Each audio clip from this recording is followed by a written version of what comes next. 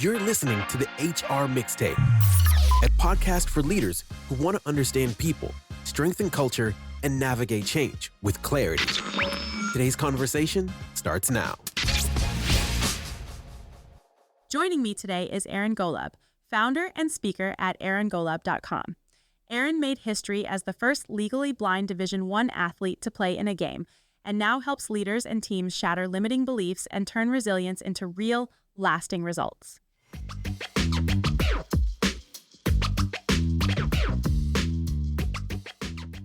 Aaron, thank you so much for jumping on the podcast with me today. Yeah, thank you for having me. Excited to be here. So you have a pretty interesting story. First legally blind Division I athlete, team captain at Tulane, NFL free agent. But all of that really isn't the story. It's not about football. It's about something much bigger. And I'd love for you to tell us a little bit more when you learned that it wasn't about football. It was something much bigger that you could bring to organizations to talk about. Yeah, it's a great question. For me, it's about resilience and more importantly, building resilient leaders. You know, we all have challenges, adversities in our lives. And we all go through change and difficult scenarios, and it's how you navigate them. Some of us learn to navigate them in a way that allows us to make a difference to accomplish our goals, and others don't. And for me, that's something that I was learning my whole life. And so when I wanted to get into the world of entrepreneurship and build my own business, in the beginning, it was, a natural fit of how can I take that skill set and translate it to others. So many people sit in that space of limiting beliefs. And if you're curious about Aaron's story, we're not going to be able to get into the whole thing on the podcast. So definitely look that up in advance. But you kind of conquered that idea of those limiting beliefs. How do you bring that into organizations to help people get through some of the limiting beliefs that they have? People need to understand that their past doesn't always equal their future, and you can determine whatever you want for yourself by making choices. Yes, you might not have done well in certain areas in the past. You might have not been the smartest, the most athletic, whatever that is in your scenario. But that doesn't have to define who you are and what you can do. For me, growing up, my limiting belief was I'm not athletic, I'm not good at school, I'm not confident. And the second I decided to not allow being legally blind to control my entire life of what I thought, what I could do, I was able to make that transition. And so for me, it's the same process with organizations. It's helping individuals understand and accept where they are. Because I strongly believe that the second you accept your past, who you are, your challenge, that's when you can start to move past it. I had to accept the fact that I'm legally blind and there's nothing I can do about that. If you can't accept that for yourself, whatever that is, there's no way you're going to move past it. Once you can accept it, you can start finding ways to think differently about it and form new perspectives around it. That will eventually lead to that change and that break in those limiting beliefs. But if you can't accept it, you'll never be able to form new perspectives. I'm curious, when you stepped into that role of team captain, it's so fascinating to me because, I think sometimes we think that leadership equals the most talented person in the room gets that role. That's usually not the case from what I've seen. What was your experience and what did you learn from that experience of leading the team that way? It taught me how to lead others from different backgrounds, from different settings, from different personalities. I took it as a lesson to teach me when does someone need to be helped and supported? When does someone need to be pushed? And I used that, if someone was in the weight room and they grabbed a weight that was too light for them, how do I push them to pick up a heavier one? If someone was in the classroom and didn't do well on a test, how do I help them and support them to study differently and do better on the next one? And people need to understand that when you are a leader, you need to be able to read people, not only their, body language, their personalities, what works for them, because what's going to work for one person isn't going to work for somebody else or everyone. There's certain people that need to be helped and supported in a very calm fashion. There's certain people that need to be pushed in, certain ways as well. For me, my coaches learned very early on that, and this didn't work for every athlete, but if I'm in the weight room and we're lifting heavy weight and I was struggling, when they came over and screamed in my face and yelled at me, it worked very, very well for me. You can't do that to everyone. But Yeah. it's understanding what someone's personality is and what they respond to. And I think that that's what leadership is, because you shouldn't be, you know, soft and warm and helpful to every person. Yes, it's going to work for a lot of people, but there's certain people that that's just not how they respond. And you need to mold to be able to help them in what they respond to, in what way they can get it through their head. And I think that being a captain and leading up to that is where I learned those lessons of how to help different people in different ways. That adversity that you kinda described, the being yelled at, right? That, like, friction that was created, that really worked well for you. I think that there probably is a lot of spaces where, adversity and that challenge can really help people rise to the moment.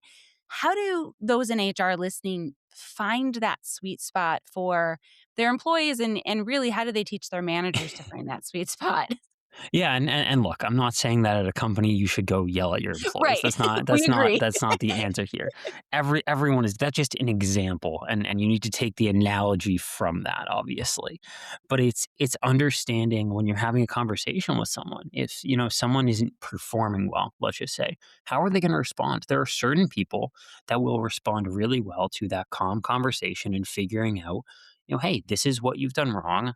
This is how we're going to work together. This is how we're going to fix it. There's also certain people that are going to respond a lot better to a direct approach. Hey, honestly, you are underperforming. This isn't going well. We need to fix it, and we're going to put a 90-day clock on it and work on it together. You never know what someone's going to respond to unless you get to know them as a person and you understand that about them. And so that's why I always talk about, hey, before you can accomplish this goal, if you want to increase revenue, if you want to increase growth, how do you fix, and understand the culture, the people, the environment that you have around you? Every time I go into speak or do a workshop, I do a very extensive what I call needs assessment process. Because if I don't understand those aspects, if I don't understand the people, if I don't understand the culture, the environment, what's going on there with everyone, not just as a whole, but try and understand teams and individuals as much as I can't be effective unless I know that, because that allows me to figure out when I'm doing certain things, certain activities, certain groups, how do I handle certain situations? How do I respond to what they're doing and what's actually going to get the point across? Because there's certain activities that I bring to keynotes, that I bring to workshops, that for one team might go over really well and for others it won't. And I need to shift what I'm doing. Being able to pivot is so important. I'm not sure if I've shared this on the podcast before, but I definitely have been on stage and told a joke or used a reference that did not land with the audience. And you have to very quickly pivot and figure out what resonates with them. And it makes me, think about the framework that you've talked about in the work that you do around gratitude-based leadership. So maybe you could talk a little bit about what does that look like to lead with gratitude in a way that really does have the business impact that we all talk about, right? Performance, not necessarily just morale. Yeah, look, both positivity and negativity are infectious. If you are a positive leader, that's going to spread throughout your organization. If you are negative, that's going to spread as well. And you're going to see that in your growth, in your numbers, in your performance of people around you. I believe that everybody has something to be grateful for. Even if you're someone who doesn't practice gratitude in certain ways, you can find something to be grateful for. The fact that you woke up this morning, you put your feet on the floor, you opened your eyes, like that's already three things that you can be grateful for. And I'm not someone who says that, oh, you should wake up and write down three things that you're grateful for. I don't really believe in that type of stuff. But I believe in figuring out every single day, what are you grateful for and how can you identify things that you care about? The fact of the matter is I'm grateful, today that I have the opportunity to have, calls with lots of different companies that I can, start after this, have a call about an event with a company that I'm having a speaking engagement with next week.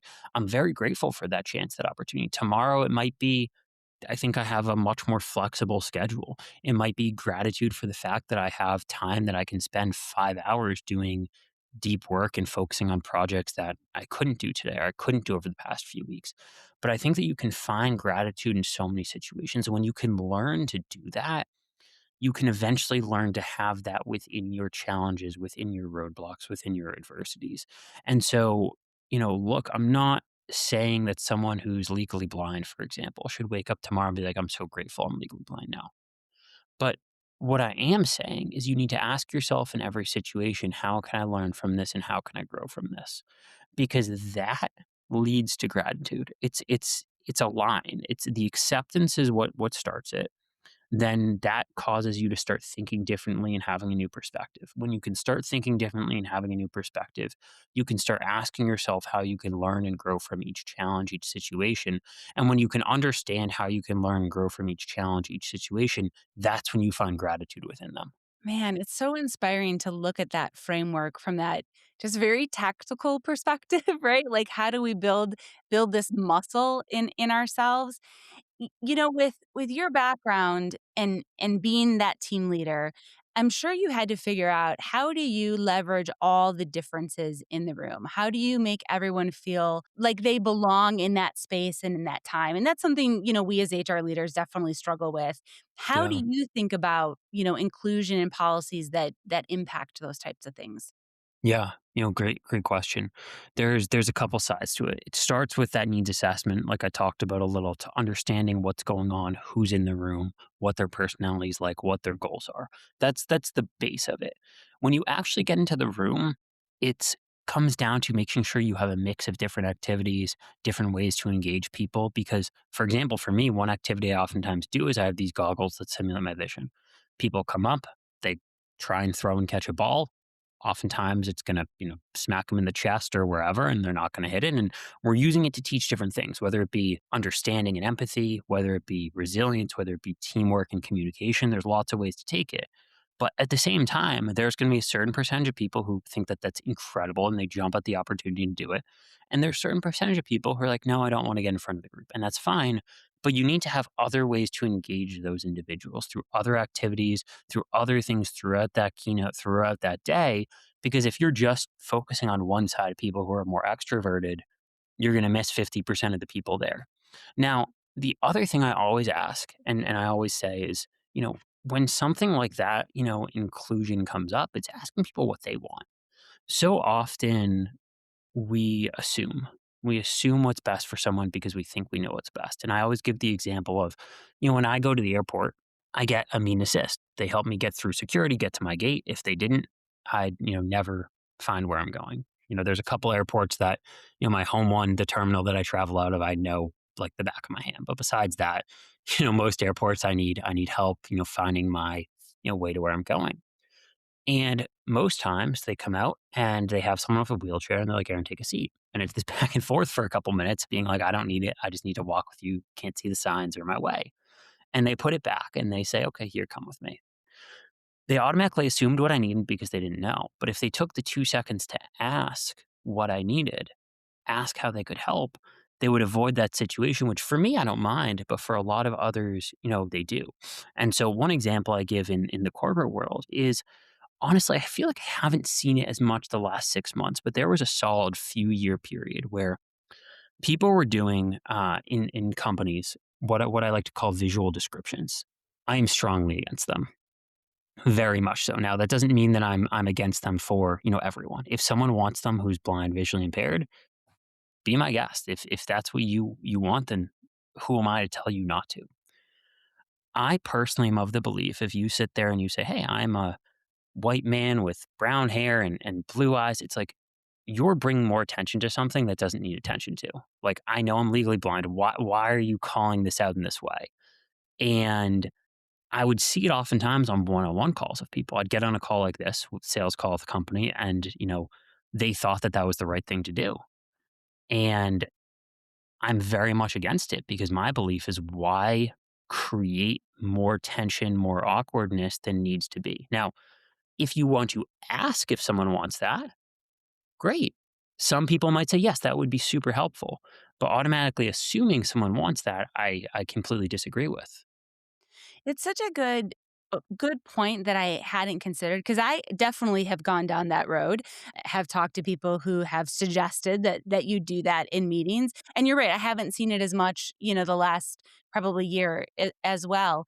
But you bring up a good point that it's not just about those scenarios, it's in totality that we need to think about asking people how they want us to support them. That could be everything from performance to recognition to, support, like you said. What makes it less awkward, or how have you coached managers to have those conversations when they are in scenarios where it's not maybe a performance or recognition, but it is dealing with you maybe somebody who's deaf or has a vision impairment or some of those things? Because I think people do get scared about what to do and want to do the right thing. It's the simple thing that you just mentioned and I mentioned as well. It comes down to just asking. We're so afraid to ask. We don't want to do it, but asking is what actually helps. And so here's another example. I grew up skiing and snowboarding my whole life. I volunteer, my sister does, my dad does, as ski and snowboard instructors for people with different disabilities. And growing up, my sister and I would have this, we call it sophisticated way of going down the mountain. I'd go first, she'd go after me, and she'd yell, Aaron left, Aaron right, Aaron tree. And it would work. And, today, we have like Bluetooth stuff in our helmets and it works, a lot better. But one day she was going up the chairlift with this 10-year-old kid and he was legally blind. And she's like, I know exactly what to do. I do this for Aaron all the time. Thankfully, she took 2 seconds to be like, how can I help you? What can I do to make this the best experience for you? And he looks at her and he goes, I want to follow you down the mountain so close that I can see every turn and follow you everywhere you go. Two people, Wow. same challenge, complete Yeah. opposite ways of how they want to be helped. Now, for me, part of that also goes with the trust factor of it's my sister versus, other people. But same thing. It's two people, same challenge, opposite ways they want help. And you could have 15 people who are, blind, 15 people who are deaf. And unless you actually ask them individually how you can help and support them, you'll never know because they might want something completely different than what you assume. Yeah. We talk about clarity being kind in performance expectations. It's the same thing here, right? Clarity in asking the question is actually the kind thing to do. You've worked with a lot of teams, a lot of different leaders. I'm curious, as you've had these conversations and you're seeing these changes, what do you think the next generation of leaders are going to be like? And what do they seem to be leaning towards that we can be cognizant of? One thing that, and it's funny because I actually I have a conversation today later about this event I'm doing in about a month from now, but I recently signed an agreement to speak at an event in mid-May, and they really wanted about getting uncomfortable and, how to thrive being uncomfortable and how there's a lot of growth there. I personally believe that, look, everything in the world of inclusion, of helping and supporting others is fantastic. And we need that. But I also think there are certain environments where it gets to a point where people are too comfortable. And when we can learn that it is okay to be uncomfortable, that's when we become better leaders. Not every conversation is going to be comfortable. Not every situation you deal with is going to be comfortable. Not every client who's yelling at you, that's not always going to be comfortable. And I think the next generation of leaders needs to learn how to get uncomfortable more. Whether you're in high school or college, whether you're right out, whether you're in your late 20s, early 30s, the more you can learn that it is okay to be uncomfortable, that we crave certainty in life, but it's okay to be uncertain, the better of a leader you will be. Because if you can't deal and learn change management, learn to deal with uncomfortable situations, you won't be able to thrive in them when they come up. Yeah. And that goes into building resilient teams. As you've worked with people, how have you uncovered the leaders who say, yeah, I have a really resilient team, but then you start to dig into it and you realize, oh, you just have a team that's really good at tolerating hard things and you're calling it a strength instead of actual resiliency?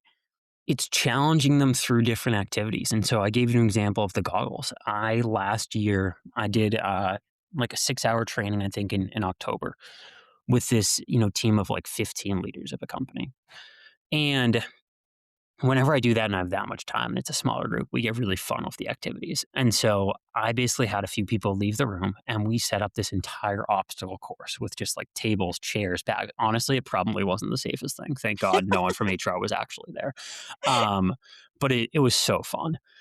We brought these two people back in and they were blindfolded and they had to find a way to navigate through this room and get to the other side. And we had one person who could see who had to help them do it. And it's showing very quickly, are there going to be arguments? Are there going to be controversies? Is someone going to trip on a chair? Or are they going to learn that If you have a blindfold on, you need to ask for help, because if you ask for what you need, you will receive what you need. If you don't ask for what you need, you won't.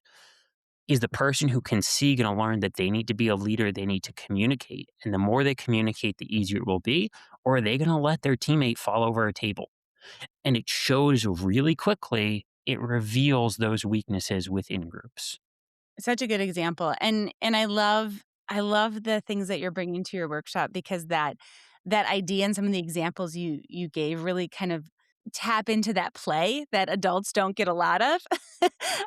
And that's a good opportunity for us to let our guard down and do some Yeah. things that way. As we wrap up our conversation, what's one takeaway that you really hope our audience will take away from your story and the work that you're doing? Yeah. It's a really good question. I think it's understanding that the limitations you face don't have to define who you are. The same way we talked about your past doesn't have to define your future. It's the same thing with limitations. Just because you have a challenge, you have a disability, you have an adversity, that doesn't mean that you can't do something. It means that maybe you haven't been able to in the past, but you can reshape your thinking about how you can in the future. And the language we use is really important. And so instead of saying, oh, I can't play football because I'm legally blind, and maybe it's, hey, I haven't been athletic in the past. I haven't been able to play these sports, but how can I find a way to do what I want to do? And reframing it in a way that allows you to find success instead of assuming you can't. Such a good takeaway, Aaron. Thanks for sitting down and chatting with me for a few minutes. Yeah, thank you for having me.